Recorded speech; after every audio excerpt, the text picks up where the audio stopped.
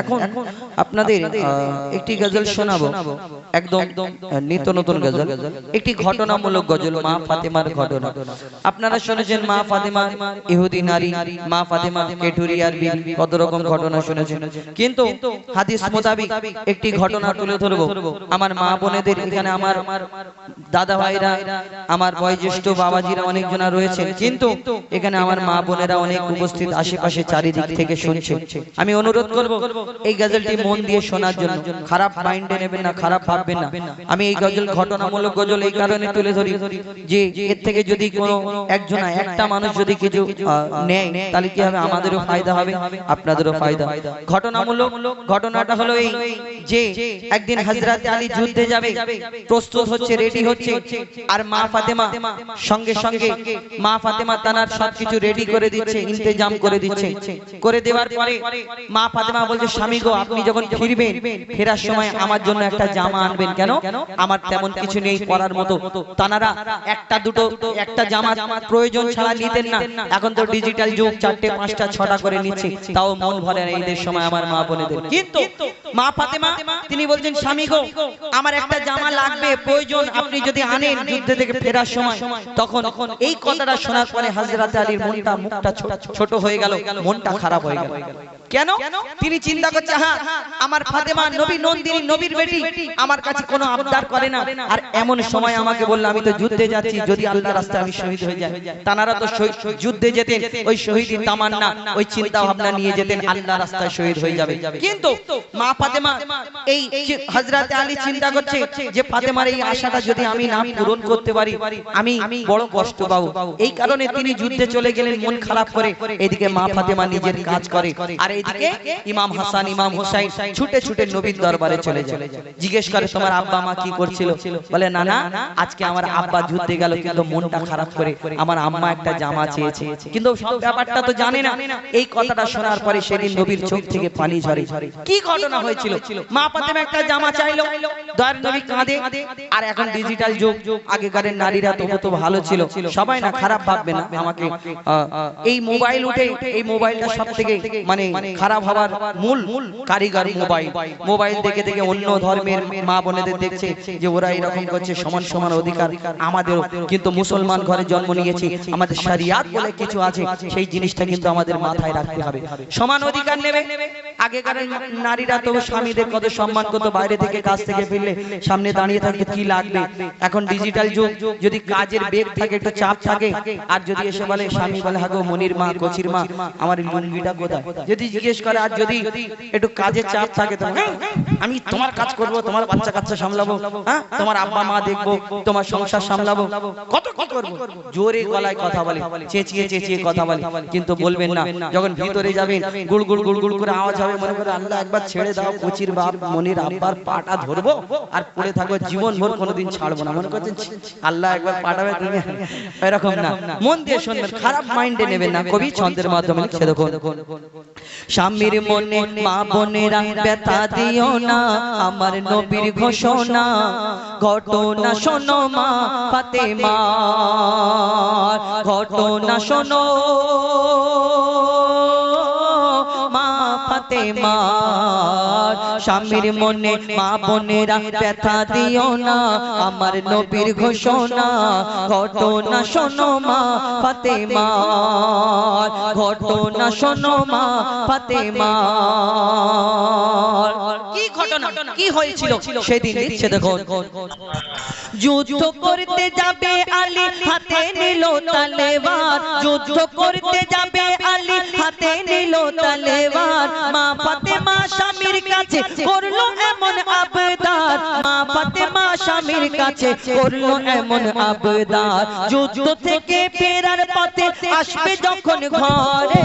একটি নতুন কাপড় কিনে আনবে আমার তরে, একটি নতুন কাপড় কিনে আনবে আমার তরে। এই কথা শুনে হযরত আলী বড়ই দুঃখ পায়, যদি আমি শহীদ হয়ে যাই, কে আনবে বলো কাপড় তোমার, কে আনবে বলো কাপড় তোমার স্বামীর মনে মা বোনেরা ব্যথা দিও না আমার নবীর ঘোষণা ঘটনা শোনো মা ফাতেমা ঘটনা শোনো মা ফাতেমা হযরত আলী তিনি যুদ্ধে চলে যান এদিকে ইমাম হাসান ইমাম হোসেন ছুটে ছুটে নবীর দরবারে নবীর নানা জান জিজ্ঞেস করে কি করে তোমার আব্বু আম্মু যখন এই কথা বলার পরে আমার দোয়ার নবী সেই দিন কেঁদে ফেলে কেন আমার ফাতেমাকে আমি এত শিক্ষা দিয়েছি আর আমার ফাতেমার জন্য ওই আলী কষ্ট পেল মনেতে এই কারণে আমার দোয়ার নবী সেই দিন কেঁদে ফেলে কি হয় তারপরে কি কবি ছন্দের মাধ্যমে লিখছে দেখো দুঃখ ভরা হৃদয় নিয়ে আলী গেল রনে দুঃখ ভরা হৃদয় নিয়ে আলী গেল রনে নানার কাছে ছুটে এলো হাসান হোসেন নানার কাছে ছুটে এলো হাসান হোসেন আব্বুর কাছে নতুন কাপড় চেয়েছে আম্মি জান আব্বুর কাছে নতুন কাপড় চেয়েছে আম্মি জান তাই আব্বুর মনটা খুবই খারাপ ছিল যে সে পেরেশান আব্বুর মনটা খুবই খারাপ ছিল যে সে পেরেশান এই কথা শুনে দয়ার নবীর কান্না থামে না এই কথা শুনে দয়ার নবীর কান্না থামে না কি ভুল করলো ফাতেমা কি করলে বলো বেটি আমার কি করলে বলো বেটি আমার সেদিন কেঁদে ফেলে আর এদিন মা ফাতেমা এদিকে নিজের বাড়িতে কাজ করে তিনি তো বুঝতে পারেনি যে ঘটনাটা এত দূর যাবে কিন্তু সেদিন মা ফাতেমা কাজ করতে করতে দেখছে একদিন দুদিন তিন দিন হয়ে গেল আমার আব্বা আর আমার বাড়িতে আসে আমার আব্বা বাড়িতে আসে না মা ফাতেমা চিন্তা করলে আমার আব্বার শরীর খারাপ নাকি ছুটে ছুটে ছুটে ছুটে মা ফাতেমা নবীর ঘরে পৌঁছে যায় নবীর ঘরের সামনে যখন যায় আমার দয়ার নবী মা ফাতেমার আওয়াজ শুনে অন্যদিকে তাকায় মা ফাতেমার দিকে তাকিয়ে দেখে নবীর বেটি মা ফাতেমা তানার দিকে নবী সেদিন তাকিয়ে দেখে না কি হয় তারপর কবি ছন্দের মাধ্যমে লিখছে দেখো যার মুখ না দেখে ঘুমাতো না দয়ার নবীজি আমার যার মুখ না দেখে ঘুমাতো না দয়ার নবীজি আমার রাতের পরে রাত কেটে যায় মুখ দেখে না ফাতেমা রাতের পরে রাত কেটে যায় মুখ দেখে না ফাতেমা রাতের পরে রাত কেটে যায় মুখ দেখে না ফাতেমা মা ফাতেমা ছুটে এলো আব্বা জানের কাছে তবু বেটির মুখ দেখে না পেছন ফিরে আছে তবু বেটির মুখ দেখে না পেছন ফিরে আছে বলছে নবী ও গো বেটি বাড়ি চলে যাও বলছে নবী ও গো বেটি বাড়ি চলে যাও আগে স্বামীর কাছে ক্ষমা চাও তবে করবে ক্ষমা আল্লাহ আমার তবে করবে ক্ষমা আল্লাহ আমার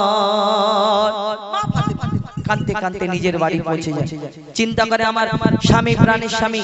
আলীকে আমি কষ্ট দিয়েছি হযরতে আলী কষ্ট পেয়েছে হয়তো তো মা ফাতেমা দরজা বন্ধ করে শুধু কাঁদে হযরতে আলী যুদ্ধ থেকে ফেরার পরে পা দুটোকে জড়িয়ে ধরে হাও হাও করে কাঁদে মা ফাতেমা স্বামী গো আমার জন্য হয়তো তুমি কষ্ট পেয়েছো এই কারণে আমার আব্বা আমার প্রতি নারাজ তুমি যদি আমাকে একটু ক্ষমা করে দাও তাহলে আমার আব্বা খুশি হবে আল্লাহ খুশি হবে সেই দিন হযরতে আলী মা ফাতেমাকে নিয়ে আর দয়ার নবীর কাছে এসে পৌঁছালো কেন দয়ার নবী চিন্তা করতে হযরতে আলী আমি তো এই কারণে কষ্ট পাইনি আমার কাছে কিছু ছিল না তাই তো কষ্ট পেয়েছি সেই দিন হযরতে আলী সব কথা খুলে বলে ইয়া রাসূলুল্লাহ ইয়া হাবিবাল্লাহ আমি এই কারণে কষ্ট পাইনি আমি তো কষ্ট এই কারণে পেয়েছি তারপরেও আমার দয়ার নবী সেই দিন বলে মা ফাতেমা তুমি এই ফাতেমা তুমি শুনে রাখো সেই দিন মা ফাতেমাকে কি বলেছিলেন এই উম্মতের শিক্ষার জন্য কবি শেষ কথার মাধ্যমে লিখছে দেখো বলছে নবী আল আরাবী শোনো বেটি ফাতেমা বলছে নবী আল আরাবী শোনো বেটি ফাতেমা আলী যদি আজ তোমাকে না করিত ক্ষমা আলী যদি আজ তোমাকে না করিত ক্ষমা আমি তোমার আব্বা তোমাকে ক্ষমা করতাম না আমি তোমার আব্বা তোমাকে ক্ষমা করতাম না স্বামীকে যে কষ্ট দেবে স্বামীকে যে দুঃখ দেবে আমি নবী তাকে চিনব না স্বামীকে যে দুঃখ দেবে দেবে নবী তাকে চিনবে না কেমন শিক্ষা দিয়ে গেল নবী দো জাহান শুনে রাখ মঈদুল ইসলাম বলছিল না মা ফাতেমার বলছিল না মা ফাতেমার স্বামীর মনে মা বোনেরা ব্যথা দিও না আমার নবীর ঘোষণা ঘটনা শোনো মা ফাতেমার ঘটনা শোনো মা ফাতেমার